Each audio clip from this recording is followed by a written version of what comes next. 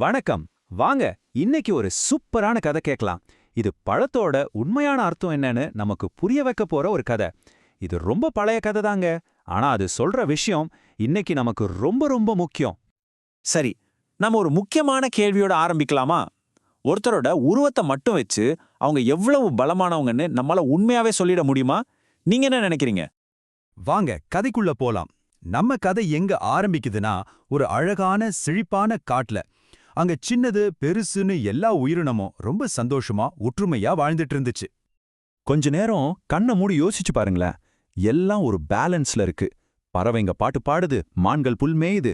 அப்புறம் ஒரு மரத்தோட வேருக்கு கீழே ஒரு குட்டி எலி குடும்பம் ரொம்ப சந்தோஷமா அவங்க வேலைய பார்த்துட்டு வாழ்ந்துட்டு இருக்காங்க. ஆனா இந்த அமைதி ரொம்ப நேரம் நீடிக்கல.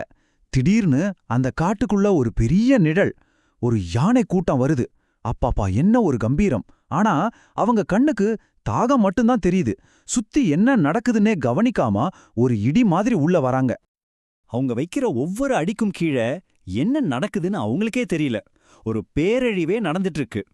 பாவப்பட்ட அந்த எலிகளோட குட்டி குட்டி வீடெல்லாம் நசுங்கி போகுது. அவங்களோட சந்தோஷமான உலகம் ஒரே நிமிஷத்துல சுக்குநூறா உடைஞ்சு போச்சு. இப்படி ஒரு அழிவுக்கு நடுவுல ஒரே ஒரு சின்ன குரல் பேச துணிச்சல் காட்டுது. யோசிச்சு பாருங்க, ஒரு சின்னஞ்சிறு உயிர் ஒரு பிரம்மாண்டமான சக்திக்கு முன்னாடி போய் நிக்குது. அந்த தலைமை எலி தன்னோட மொத்த தைரியத்தையும் ஒன்னா திரட்டிட்டு அந்த பெரிய யானை தலைவனுக்கு முன்னாடி போய் நிக்குது. அது தனக்காக மட்டும் பேசல, தன்னோட மொத்த குடும்பத்துக்காகவும் பேச போகுது. ஆனா அந்த யானை தலைவன் என்ன பண்ணுச்சு தெரியுமா? அதோட உருவத்தையும் பலத்தையும் பார்த்து அதுக்கு தலக்கணம். பயங்கரமா சிரிச்சு ஏளனம் பண்ணுச்சு. நீயா ஒரு குட்டி எலி என்கிட்ட வந்து பேசுறியா அப்படிங்கிற மாதிரி ஒரு பார்வை. அந்த எலியோட தைரியம் அது கண்ணுக்கு தெரியல. ஒரு சின்ன பூச்சு மாதிரிதான் தெரிஞ்சது. அந்த கோரிக்கைய அப்படியே தூக்கி எறிஞ்சிருச்சு. இங்கதான் கதையோட முக்கியமான திருப்பமே. கவனிச்சிங்களா? யானைக்கு பலம்னா உருவம்தான், பவர் தான் எல்லாம். ஆனா அந்த சின்ன எலிக்கு ஒரு பெரிய உண்மை புரிஞ்சிருக்கு. உண்மையான பலம் உடம்புல இல்ல, நட்புலையும் நல்ல மனசுலயும் தான் இருக்குன்னு. சரி, இப்போ கதை கொஞ்சம் வேகமா போகுது. கொஞ்ச நாள் கழிச்சு என்ன ஆச்சுன்னு பார்க்கலாமா? காலம் எப்படி கணக்கு நேர் செய்துன்னு நீங்களே பாருங்க.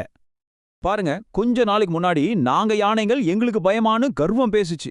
ஆனா இன்னைக்கு காப்பாத்துங்க, யாராவது இருக்கீங்கன்னு ஒரு பரிதாபமான குரல். பாத்தீங்களா வாழ்க்கை எப்படி ஒரு நொடியில தலைகீழா மாறுதுன்னு? என்ன நடந்துச்சுன்னா, வேட்டைக்காரங்க வந்திருக்காங்க. ஒரு பெரிய வலைய விரிச்சு மொத்த யானை கூட்டத்தையும் பிடிச்சிட்டாங்க.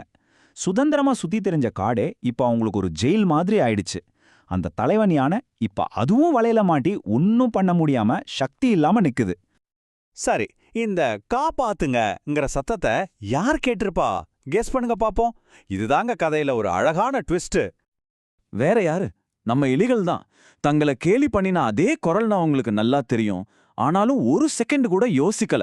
உடனே உதவி செய்ய அந்த இடத்துக்கு ஓடி வராங்க. அந்த சீனை கொஞ்சம் யோசிச்சு பாருங்க. நூத்துக்கணக்கான குட்டி குட்டி எலிகள் அந்த பெரிய வலையோட கயிறுகள் மேலே ஏறி தங்களோட கூர்மையான பல்லால கடகடன்னு கடிக்குது. யானைகளோட அவ்வளவு பெரிய பலத்தால கூட செய்ய முடியாத ஒரு வேலைய இந்த சின்ன உயிர்கள் சேர்ந்து செஞ்சிட்டு இருக்கு. கொஞ்ச நேரம் இல்ல, பல மணி நேரம் விடாமுயற்சியா அந்த கயிறுகளை கடிச்சுக்கிட்டே இருந்தாங்க. கடைசியா படார்னு ஒரு சத்தம், வலை அருந்து விழுந்துச்சு. யானைகள் எல்லாம் இப்போ சுதந்திரம். அப்பதான் அந்த யானை தலைவனுக்கு உண்மை புரியுது. நன்றியோடவும் ஒருவித பணிவோடவும் அந்த எலிய பாக்குது. நீ பார்க்கதான் சின்னது, ஆனா உன் மனசு ரொம்ப பெருசு. நீதான் உண்மையான நண்பன்னு சொல்லுது. உண்மையான பெருமை உருவத்துல இல்ல, மனசுல தான் இருக்குன்னு அது ஏத்துக்குச்சு. அப்போ இந்த கதையில இருந்து நாம எடுத்துக்க வேண்டிய விஷயம் என்ன? ரொம்ப சிம்பிள், ஆனா ரொம்ப பவர்ஃபுல்.